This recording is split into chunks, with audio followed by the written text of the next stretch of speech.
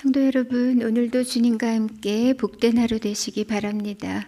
우리 함께 4월 샘물의 기도를 하나님께 올려드리겠습니다. 마음 모아 샘물의 기도를 하나님께 드리겠습니다. 하늘에 계신 우리 아버지여, 이름이 거룩히 여김을 받으소서. 하늘과 땅의 권세를 가지신 전능하신 하나님, 그 하나님께서 우리의 아버지가 되어주셔서 감사드립니다. 그리스도 안에서 입양해 주신 은혜를 기억하고 경외심과 친밀함으로 하나님께 나아가게 하소서. 아버지의 이름을 거룩히 여기는 하나님의 자녀 되게 하소서. 나라와 열방을 위해 기도합니다. 나라가 임하시오며 뜻이 하늘에서 이루어진 것 같이 땅에서도 이루어지이다. 왕이신 하나님, 하나님이 온 세상의 주인이심을 믿습니다.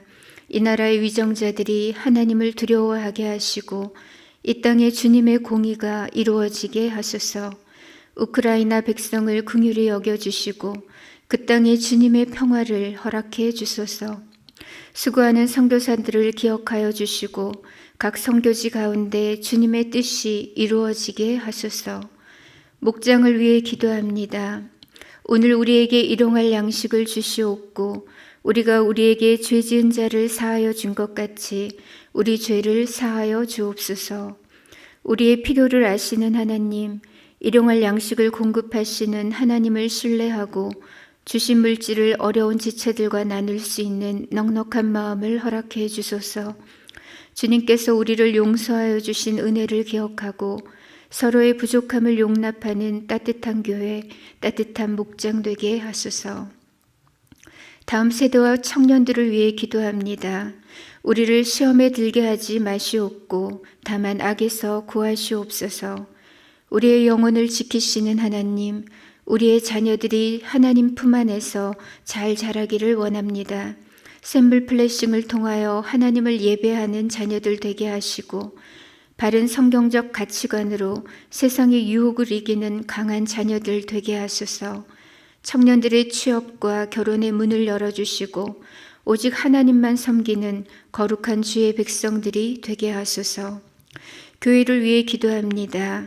나라와 권세와 영광이 아버지께 영원히 있사옵나이다. 아멘.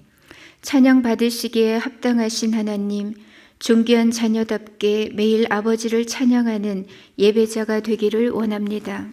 삶의 어려운 형편 가운데서도 낙심하지 않게 하시고 주를 찬양할 때 부어지는 놀라운 은혜를 경험하게 하소서. 주께서 우리를 위해 쉬지 않으시듯 우리도 쉬지 않고 기도하는 교회가 되게 하소서. 오늘 하루도 주기도문을 살아내는 주기도인이 되게 하소서. 존귀하신 예수님의 이름으로 기도드립니다. 아멘. 이제 하나님 말씀을 보겠습니다. 오늘 말씀은 사도행전 1장 15절에서 26절 말씀입니다. 모인 무리의 수가 약 120명이나 되더라.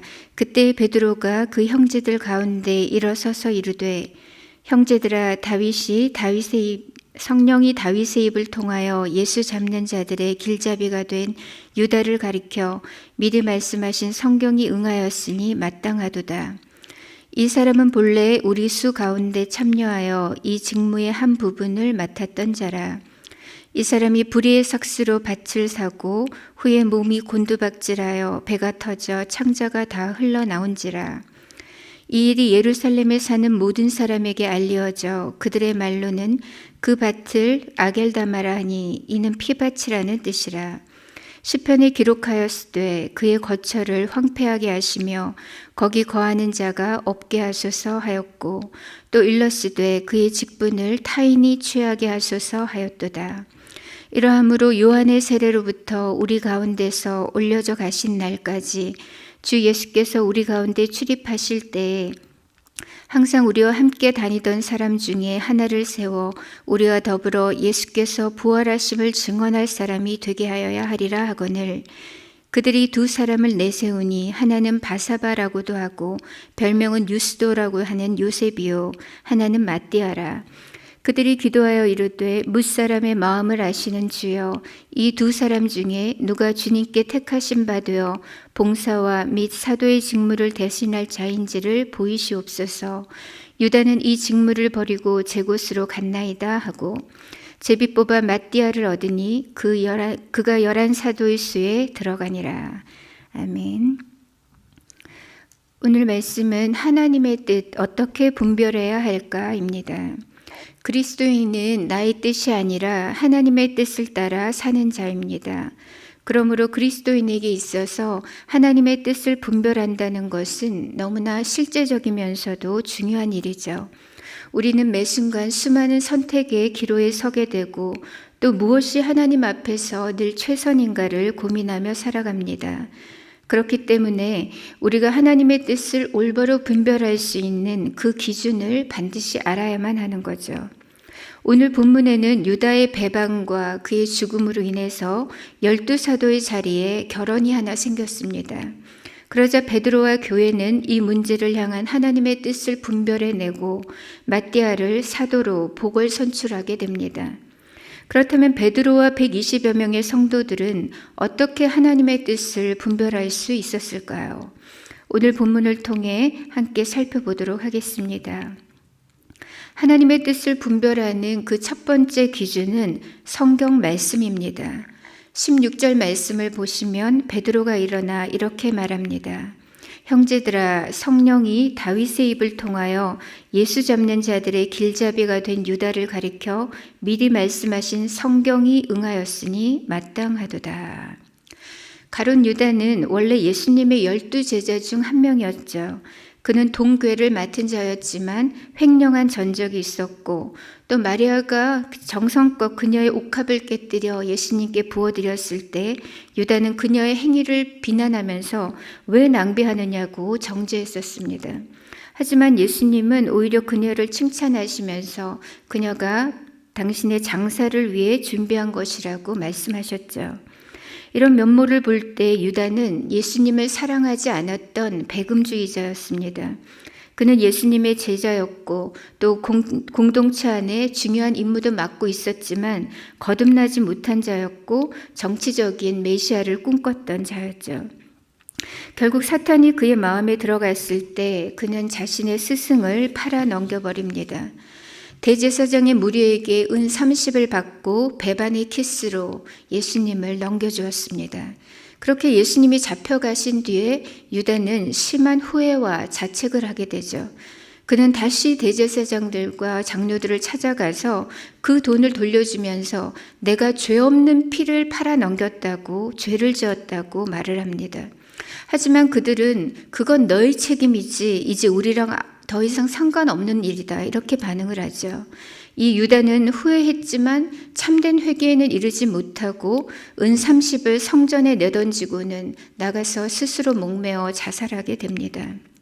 그런데 그 줄이 끊어졌는지 그는 거꾸로 추락하면서 배가 터져서 창자가 흘러나오는 끔찍한 죽음을 맞게 되죠. 이에 대제사장들은 유다가 성전에 던져놓은 그 돈은 핏값이라고 하면서 토기장의 밭을 사서 나그네들의 묘지로 사용하기로 했는데 사람들은 그 밭을 아겔다마, 그 피밭이라고 불렀습니다. 이러한 사실은 당시 예루살렘 사람들이 다 알고 있었던 거죠.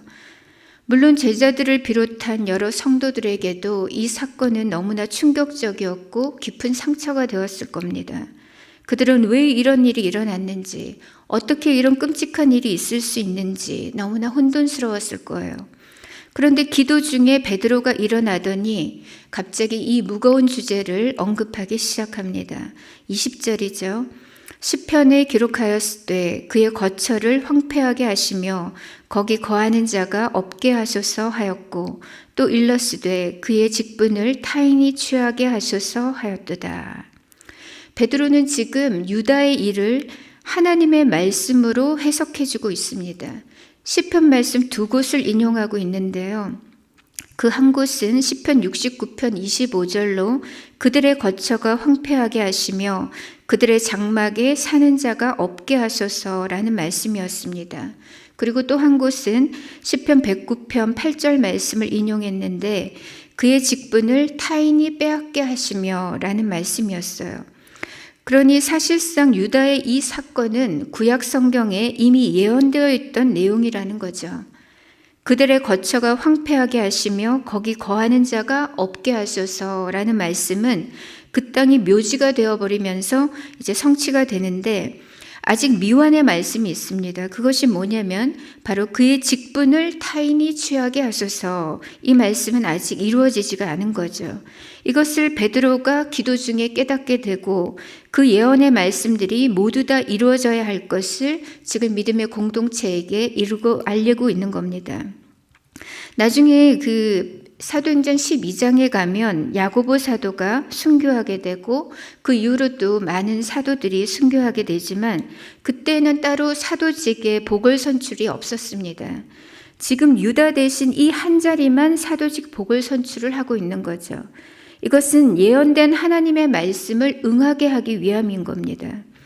베드로는 유다의 배신과 그의 비참한 죽음, 이 모든 것이 구약 예언의 성취임을 상기시키면서 이제 그의 빈자리를 채우는 것 또한 하나님의 뜻임을 밝혀주고 있는 것입니다. 이렇게 우리가 하나님의 뜻을 분별함에 있어서 가장 중요한 기준은 바로 성경 말씀입니다. 지금도 하나님은 우리가 초신자이거나 또 믿음이 연약할 때 비상시에 꿈이나 환상으로도 말씀하시고 역사하십니다. 그러나 아무리 신비한 경험이라고 할지라도 반드시 말씀의 필터를 거쳐야 하는 거죠. 왜냐하면 마귀도 얼마든지 광명의 천사처럼 나타날 수 있기 때문입니다. 믿음이 성숙한다는 것은 그 무엇보다도 말씀 위에 굳게 선다는 뜻입니다. 말씀이 가장 중요한 우리의 판단 근거가 되고 판단 기준이 되는 겁니다. 그래서 말씀의 기조와 상반되거나 어긋나는 모든 주관적인 생각과 경험들은 의미를 두지 말아야 되는 것입니다. 언제나 성경 안에서 우리는 의미를 찾고 성경으로 해석되어야 하는 거죠. 그러니까 하나님의 뜻을 분별하려고 할 때 우리는 가장 먼저 성경 말씀이 무엇을 말씀하는지 그것에 주목해야 하는 것입니다. 오늘 베드로는 하나님의 말씀을 토대로 하나님의 뜻을 캐치했고 그 말씀이 교회 공동체 안에 이루어질 수 있도록 돕고 있습니다. 두 번째로 성경 말씀에 이어서 우리는 기도로 하나님의 뜻을 분별합니다. 15절 말씀을 보시면 모인 무리의 수가 약 120명이나 되더라. 그때 베드로가 그 형제들 가운데 일어서서 이르되, 여기서 그때라는 말은 이 120여 명의 성도들이 기도하고 있던 때를 말합니다. 그들은 승천하신 예수님의 말씀 그대로 예루살렘을 떠나지 않았고 마가다락방에서 약속하신 성령이 오시기까지 계속해서 기다리면서 기도하고 있었어요. 그들의 기도의 특징을 4가지로 정리를 한다면 첫 번째는 믿음의 기도입니다. 그들은 예수님의 말씀을 곧이곧대로 믿고 기도했어요. 두 번째는 순종의 기도입니다. 어떤 때는 우리가 어떤 액션을 취하지 않고 기다리는 것이 더 어려울 때가 있습니다. 바로 지금이 그렇죠. 그러나 그들은 말씀에 순종하면서 기다렸고 기도했습니다. 세 번째, 그들의 기도는 하나 되는 기도, 합심하여 드리는 기도였어요. 사도행전 1장 14절에 이렇게 기록합니다. 마음을 같이하여 오로지 기도에 힘쓰더라. 그들은 한 마음 한 뜻으로 기도했던 것이죠. 네 번째, 그들의 기도는 쉬지 않는 기도였습니다. 여기서 오로지 기도에 힘썼다라는 말에서 오로지라는 말의 그 원어의 뜻은 지속적으로 꾸준히 기도에 전념했다는 뜻입니다. 즉 낙심치 않고 포기하지 않고 전심전력을 다해 계속해서 기도했다는 뜻이죠. 그들은 언제 성령께서 강림하실지 몰랐지만 하루 이틀 기도해보고 멈추지 않았습니다. 주님의 그 약속이 다 이루어질 때까지 그들은 쉬지 않고 계속해서 기도했던 것입니다. 이처럼 우리도 기도를 통해 하나님의 마음을 느끼고 하나님의 뜻을 깨달으며 하나님의 능력을 받게 됩니다. 하나님께서 원하시는 기도의 자세는 믿음의 기도이고 순종의 기도입니다. 하나 되어 합심하여 드리는 기도이고 쉬지 않고 전심전력하여 드리는 기도입니다. 기도를 통해서 우리는 하나님을 만나고 하나님의 뜻을 분별하게 됩니다. 그리고 우리는 기도를 통해 하나님을 경험하는 것입니다. 이렇게 우리는 성경 말씀과 기도로 하나님의 뜻을 알게 됩니다. 마지막으로 우리는 성령의 인도하심으로 하나님의 뜻을 분별할 수 있습니다. 구약시대의 하나님은 주로 선지자들을 통해서 말씀하셨죠. 그리고 때때로 꿈과 환상이나 우림과 둠밈, 그리고 제비뽑기로도 하나님의 뜻을 알리셨습니다. 레위기 16장에는 속죄 제물을 드릴 때 순염소 2마리를 놓고서 제비를 뽑았어요. 그래서 주님께 바칠 염소와 광야로 놓아 보낼 아사슬 염소를 결정했습니다. 그리고 사무엘도 백성 가운데서 이스라엘의 초대 왕을 선출할 때 제비를 뽑았습니다.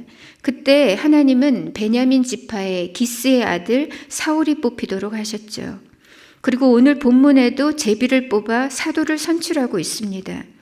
26절에 제비 뽑아 맏대아를 얻으니 그가 11사도의 수에 들어갔다고 했습니다. 베드로는 사도로 세움받을 자의 2가지 자격 요건을 먼저 말해줍니다. 사도가 되기 위해서는 예수님의 공생의 기간을 함께했던 자여야 하고 예수님의 부활을 목격했던 자여야 한다는 거죠. 앞으로 예수의 증인으로서 사도직을 수행하기 위해서는 그냥 피상적으로 예수님을 아는 것으로는 안 되는 겁니다. 예수님과 동거동락하며 그분과 깊은 인격적인 교제를 가졌던 사람이어야 했습니다. 예수님 곁에서 함께 삶을 공유하고 말씀을 듣고 배운 자여야 했고 부활을 목격했던 증인이어야 했던 거죠. 그리고 나서 2사람이 청거되었는데 한 사람은 바사바라고도 하고 별명이 유스도인 요셉이라는 인물이었고 또 한 사람은 마띠아라는 사람이었습니다. 그런데 요셉을 먼저 소개하면서 요셉에 대한 많은 정보를 추가하고 있죠. 이것은 당시 요셉이 마띠아보다 사람들 사이에 좀 더 유력하고 또 지명도가 높았다는 것을 보여줍니다. 그러나 성령님의 뜻은 달랐죠. 하나님은 마띠아를 세우기를 원하셨습니다. 이 마띠아는 여호와의 선물이다라는 뜻으로 유세비우스에 의하면 예수님의 70인의 제자 중 한 사람이었다고 합니다. 이후 그는 에디오피아에 가서 전도 활동을 하다가 그곳에서 순교하게 되죠. 그러니까 마띠아를 사도로 세우는 과정을 보면 처음부터 끝까지 성령의 주도적인 역사였음을 알 수 있습니다. 성령께서 베드로에게 시편의 말씀들이 생각나게 하셨고 성령께서 이 공동체로 하여금 한 마음으로 힘써 기도하게 하셨습니다. 그리고 이 믿음의 공동체 안에서 질서 있게 올바른 사도의 자격 요건을 공유하게 하시고 2 인물이 청거된 상태에서 교회는 성령 안에서 기도하면서 제비를 뽑아 사도를 선출했습니다. 당시 제비 뽑기는 어떻게 이루어졌는가 하면 자루나 통 속에 각자의 이름이 적힌 2개의 돌을 넣습니다. 그리고 막 흔들어서 먼저 튀어나오는 돌을 채택하는 방식이었어요.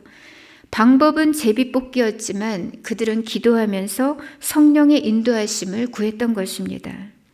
그렇다면 오늘날 교회는 왜 제비 뽑기로 직분자들을 선출하지 않는 걸까요? 그것은 현재 우리는 오순절 성령 강림 이후를 살고 있기 때문입니다. 오늘 본문은 성령 강림 바로 직전의 사건이었기 때문에 구약시대처럼 제비를 뽑아서 사도를 선출했지만 오늘날 우리는 이미 성령을 받았죠.